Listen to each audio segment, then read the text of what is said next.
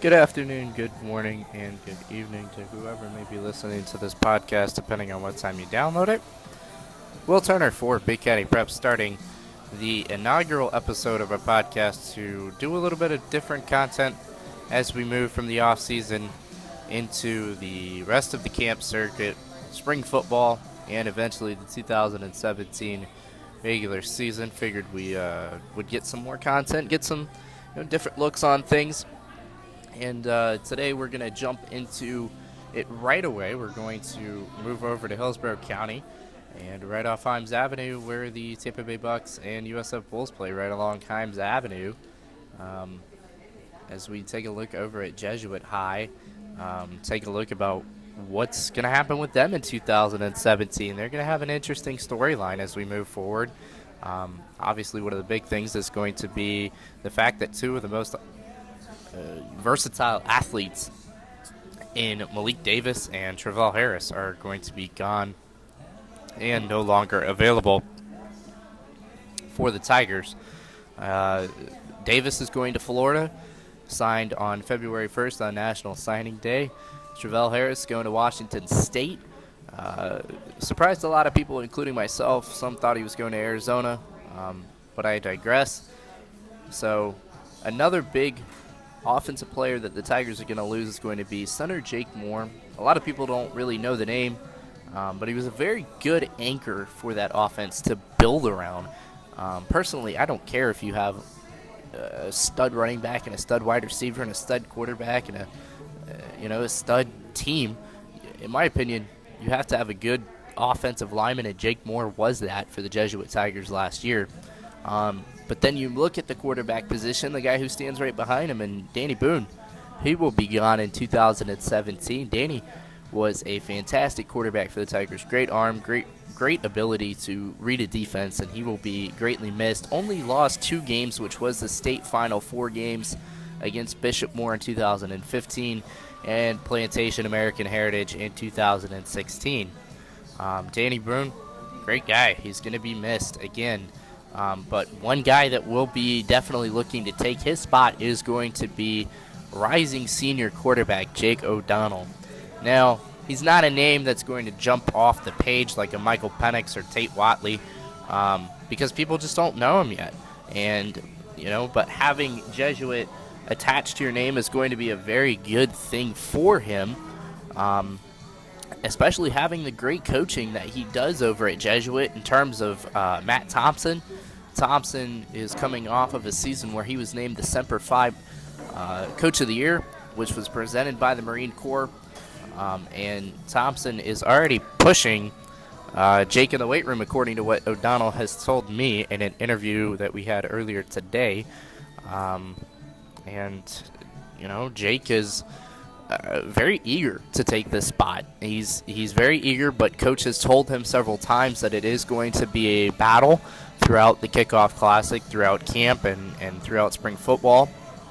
And it's going to be important for Jake to stay, on the course that he's been on. He's been very involved with the U.S. football national team, which has been a pretty good outlet for him. He's gotten some good work with a lot of high-profile competition.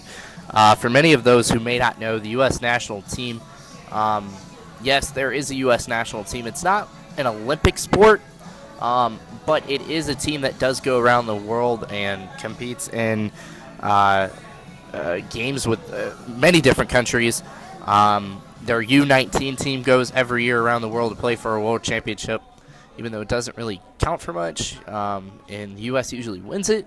It's still a nice little thing for some guys to get some talent, get some exposure, and get to, just travel around the world. And Jake's done that. He didn't travel around the world, but he is actively involved with that. He made it to a separate camp in Texas, one of only 4 in the nation. It was a week-long camp that showcased some of the best players around the country that came from a regional development camp in February of 2015, or pardon me, 16. And he really liked it, and he's very involved with it. and he liked the competition, and he thinks that that competition will give him an edge, especially if they do play an American Heritage, Bishop Moore, some of the quality teams that will be on Jesuit's schedule down the stretch. Just looking at the Jesuit schedule, it's going to be another, possibly another walk through the park through the district schedule. They've got Newsom on their schedule this year, which will be an interesting game to watch. So it's definitely going to be one of those things that Jesuit is going to have in their back pocket if they do decide to go with him. He's got a very strong arm, and he showcased that. He put up a video on Twitter a couple days ago showcasing that strong arm, and that's what I really like about him the most. I like the way that he holds himself. He's very good at that. He's ready to be a team leader. He is ready to prove himself. We talked a little bit about what Anthony Nelson, the defensive end, has done for Jesuit in his junior year being a leader for the Tigers. He was named a captain, and Jake really wants to be that guy that he knows he can't be everybody's friend all the time, as he puts it. He is going to have to make tough decisions and going to have to get guys in the right place, and he's definitely ready to do that. So Jake O'Donnell, he'll be competing for that Jesuit quarterback spot. It's not going to be determined yet, and they are going to battle with it throughout the offseason. O'Donnell also tells me that it's going to be the same expectation, even though they are losing those offensive players. The expectation is to go right back to that Final Four, and this time get past it. Beat an American Heritage, beat a Bishop Moore, beat a team that they're not expected to beat. And they're looking to do that with a pretty strong defense. The defense is mainly coming back. It's just going to be the offense and finding somebody to replace Malik Davis. Michael Pittman, he looked really good when I saw him against the Immokalee in round 3 of the playoffs. But he's a power back, and Jesuit's looking for that speed back. But Pittman will be a good option if they do need to go to him time and time and again, which I could definitely see him doing. But the interesting thing about what Jake told me was that he really sees his team like a Jacksonville Ponte Vedra team that was the Class 5A runner-up.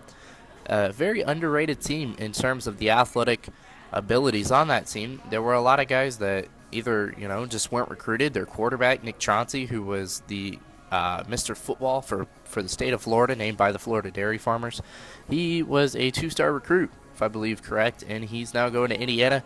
But such a dynamic player for the Ponte Vedra Sharks, and Jake O'Donnell seems to realize that Jesuit is kind of like a Ponte Vedra team. They've got quality guys, especially in Larry Hodges, who just got an offer from USF the other day, and Kendrick Terrain, who just picked up an offer from Syracuse.